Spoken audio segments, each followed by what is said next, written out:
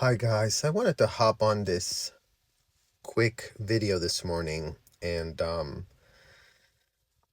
speak about just some morning thoughts I've been having. This morning I woke up and a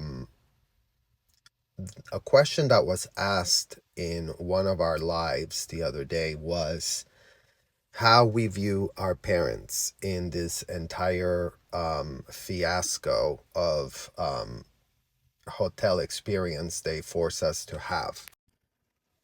And I think that, how we view our parents is one of the hardest part of this whole reconciliation process that you gotta do when you actually disconnect from the toxic collective of adults that you were forced to be part of. Okay, so that's the first thing that I would like to sort of clear up, because our parents raised us in this collective of adults. Everybody pretended that they were somehow, that we were theirs, if that makes sense. When a parent dumps you in that Fort Harrison hotel, they tell you that all adults there in the Sea Org are now your family. So, and Leah Remini actually makes this point so many times, how we were not raised with parents. We were raised by these, adults that like to role play in military uniforms, that they are saving the world in a hotel where they enslave children. So that is a full-blown fact. And that is something extremely hard to reconcile with. And part of the reason it's so hard to reconcile that is because your trauma bond is so strong. You knew all these people on a personal level. You were with them 24/7. You couldn't escape the hotel. Everybody pretended that what happens in the hotel is so important and everybody needs to be doing the bidding of unindicted runaway felon L. Ron Hubbard. And all common sense is thrown out the window when these people enter this hotel. Again, how is a child that is thrown into this horrific hotel where all adults are going to be treating them as if they're just another adult? Because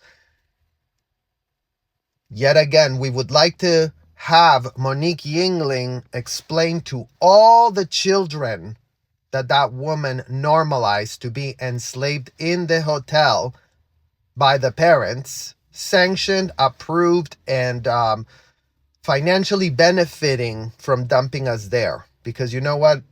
Yet again, we go how the enablers are always made the victims. The parents of the children were receiving financial benefits by washing their hands off of their, including but not limited to 11-year-olds, 12-year-olds, 13-year-olds, 14-year-olds, 15-year-olds, 16-year-olds, 17-year-olds, and 18-year-olds, that, all of a sudden the state of Florida sanctioned them to have a hotel operating as a dumping ground, because as much as everybody wants to pretend that this Scientology problem is something that is like, it's all just up to the people that are in the hotel. Those are the people that have the problem. And we are so free in America, is what we're being told by Clearwater Police, and we're being told by all the legal courts, and all the legal profession has told us. We are so free in America that we really believe in respecting whatever the unindicted rants of an unindicted runaway felon are. And we cannot have any critical thinking when it comes to questioning those rants of that unindicted felon.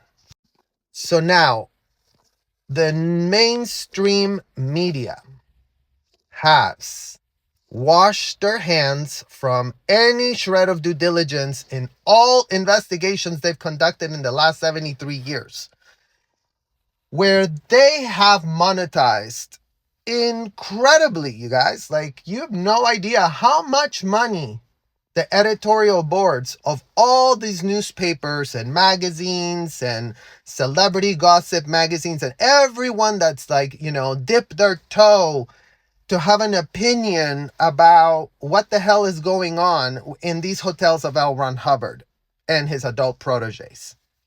And you know what, guys? Money. They've made tons of money. But you know what they haven't done?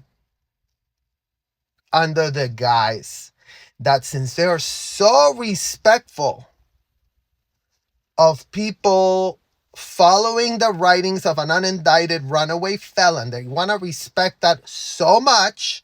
I mean, it's sacrosanct, right? It's like literally like, oh, never mind that these books have been, how many years, New York Times? Maybe you can write us a letter. The kids that were trafficked in that hotel, maybe write us a letter and tell us just how many weeks did you leave the work of an unindicted runaway felon on your New York Times, and just tell us why no one in your editorial board in all these years and decades since has decided to be like, you know what? You know who we gave a New York Times bestseller plaque to for God knows how many, maybe decades? I mean, that's what they were telling us when we were at the hotel. Okay, so before you come at us, New York Times, and say you don't know what the hell you're talking about, maybe illuminate us, because you know what? They told us at the hotel that this book was New York Times bestseller all the time. Okay, so if it wasn't, then clarify that for us. But if it was, then clarify why you left that book of an unindicted runaway felon that tried to normalize pedophilia on a large scale. And what do we mean by that? If you read that little part where L. Ron Hubbard says, and I quote, "A little girl should never see anything wrong with a grown man kissing her passionately." L. Ron Hubbard. Well, New York Times, where you could find that quote on Dianetics, the modern science of mental health. That's a religious, does not the title completely contradict what has been purported? If this is a religion, why is it saying modern science? Where's the science? Where is the science, New York Times editorial board? Where's the science behind L. Ron Hubbard's statement about men kissing passionately little girls, and those little girls have no problem with it? So we would love to get a letter from your editorial board explaining that to us, because you know what? No matter how hard we try, we can't get it. Now, how this is all tying back to the parents is very simple. How do we feel about our parents? Our parents were pimps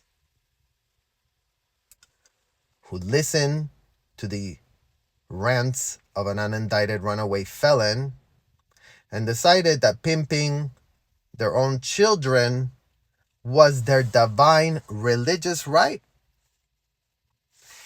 And when we say pimp, we mean L. Ron Hubbard taught them all these words to use on their own kids, to subjugate them, to humiliate them, and to control them like if we were dogs, like if we were horse.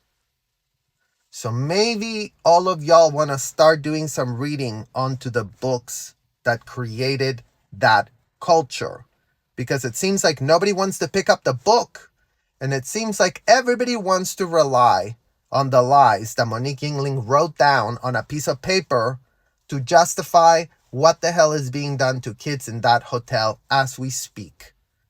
So all of you people that are being glib, Stop being glib because you're being called out by the kids that know what the hell happened. Do your job. Now. Start.